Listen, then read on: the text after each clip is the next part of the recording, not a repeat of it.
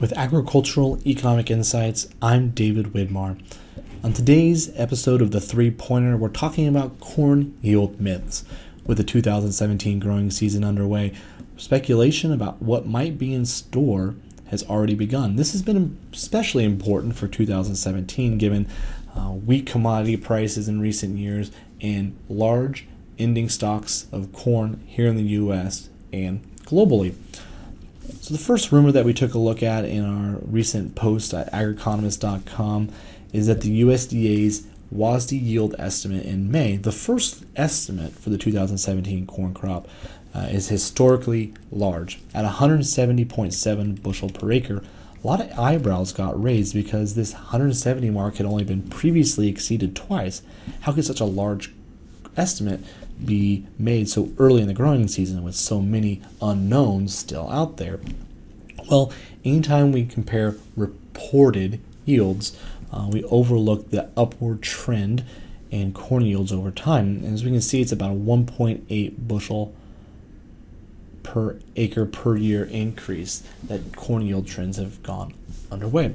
So to make historical comparisons of corn yields, you really need to take into account trend yields or trend adjusted yields.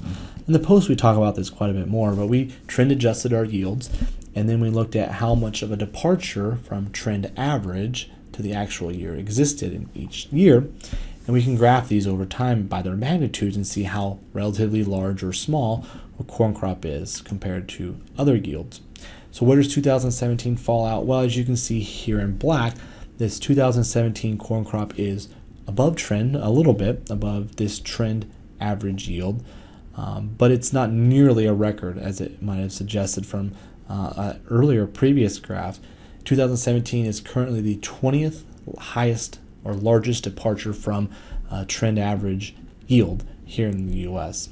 So definitely not a record setter and definitely not a headline grabbing fact here that we have to share. The second myth is that below trend yields here in the U.S. are somewhat in the cards or in the deck given the recent run of corn yields that we've seen. 2017 could potentially be the fourth year of above trend yields, going back to the same methods we talked about in our first myth. And when we take a look at this, though, there are a few key points to take out. First, above trend yields are actually pretty common. 61% of the time, or 6 out of 10 years, we could expect to see above trend yields. The second point here is that above trend and below trend yields have clustered together and historically as well. So back in the early 2000s, we actually had 5 years of consecutive above trend yields. So it's important maybe that we think about corn yields and the expectations for 2017 more as a flip of a coin, where there's independence between the future outcomes and the prior year outcomes, more so than cards in a deck. The third myth is actually one that we looked at in a post a year ago, and it's that the U.S. yield potential varies or is lower in 2017 because of a change in acres. This was especially the case for corn in 2016 and soybeans in 2017.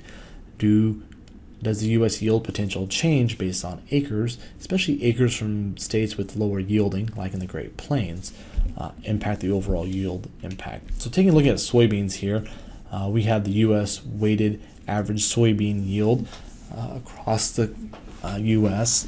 Since 2000 to 2016, and we can see that one, there is some mathematical variation, but two, the impacts are pretty small. Over these 17 years of data, this weighted average yield varied by about 1.1 bushel per acre. So mathematically, this is true. From an intuition standpoint, this makes sense, but from a significant standpoint, this really isn't a big driver or a mover or shaker in what we know for corn yield expectations. Again, you can visit our recent post at ageconomist.com and check out more facts and more details related to this post. We'll also encourage you to follow our YouTube videos, our YouTube channel, or also sign up to receive our weekly blog post updates. With Agricultural Economic Insights, I'm David Widmar.